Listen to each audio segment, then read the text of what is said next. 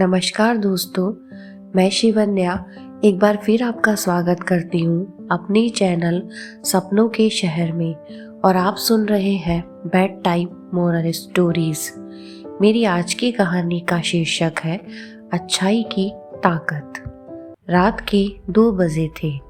शहर का सबसे बड़ा अस्पताल खामोश खड़ा था, लेकिन उसके बाहर एक आदमी की सांसें तेज चल रही थी।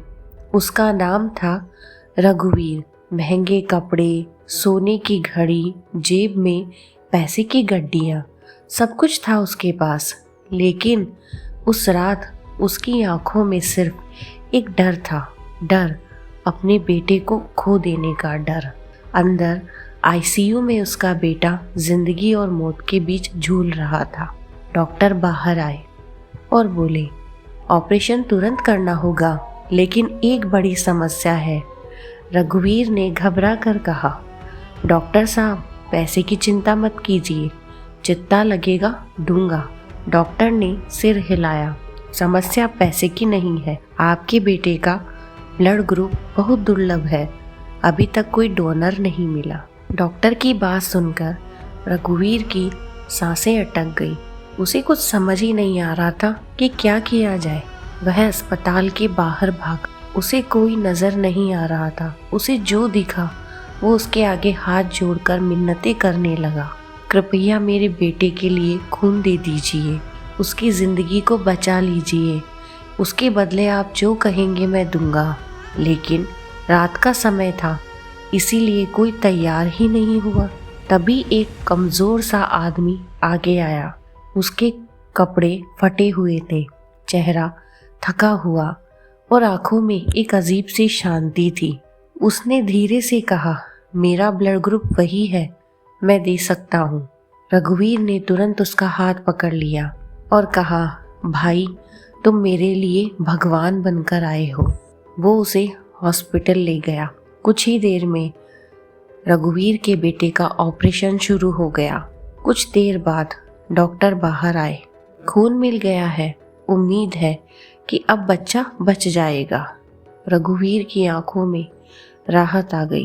वह उस गरीब आदमी के पास गया और बोला, तुमने मेरे बेटे की जान बचाई है, जो चाहो मांग लो, पैसे, घर, नौकरी, कुछ भी, तुम जो कहोगे मैं सब कुछ दूंगा।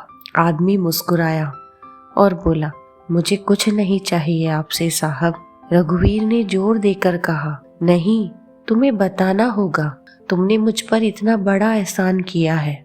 आदमी कुछ पल चुप रहा, फिर बोला, साहब, अगर सच में कुछ देना चाहते हो तो मुझे वो जमीन लौटा दो जो आपने मुझसे झूठ बोलकर छीन ली थी। आदमी की बात सुनकर रघुवीर के पैरों तले जमीन खिसक गई।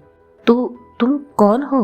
उसकी आवाज कांप गई। आदमी ने शांत स्वर में कहा, मैं वही मजदूर हूँ साहब, जिसकी झोंपड़ी आपने अपनी फैक्ट्री बनवाने के लिए तुड़वा दी थी और आपने झूठे कागजों में झूठ लिखवाकर मेरी जमीन अपने नाम कर ली। रघुवीर के सामने अतीत का हर दृश्य घूम गया।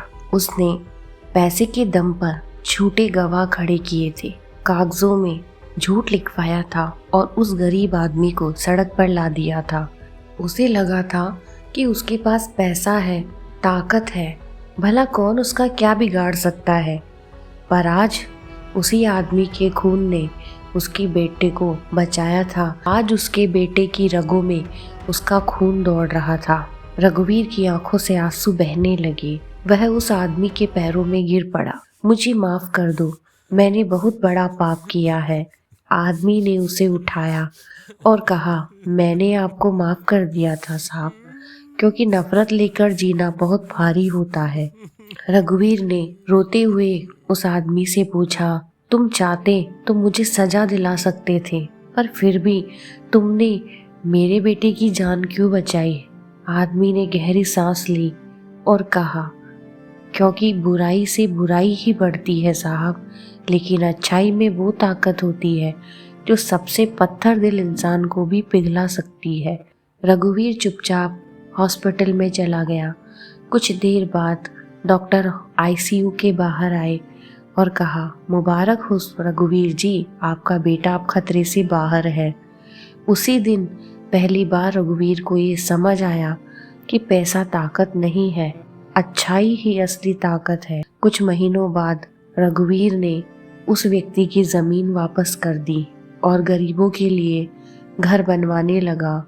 लोग कहते थे, इतना बड़ा आदमी इतना कैसे बदल गया, लेकिन रघुवीर जानता था कि उसे किसी कानून ने नहीं बदला था, बल्कि एक गरीब आदमी की अच्छाई ने बदल दिया था। बुराई से जीत मिल सकती है, लेकिन किसी का दिल जीता नहीं जा सकता, और अच्छाई में वो ताकत होती है जो इंसान को अंदर तक बदल देती है। तो दोस्तों, ये थी आज की कहानी, अच्छाई की ताकत। आपको ये कहानी कैसी लगी कमेंट करके ज़रूर बताइएगा। अब मैं आपसे विदा लेना चाहूँगी, तब तक अपना ध्यान रखिएगा। मिलते हैं एक नई कहानी के साथ। शुभ रात्रि।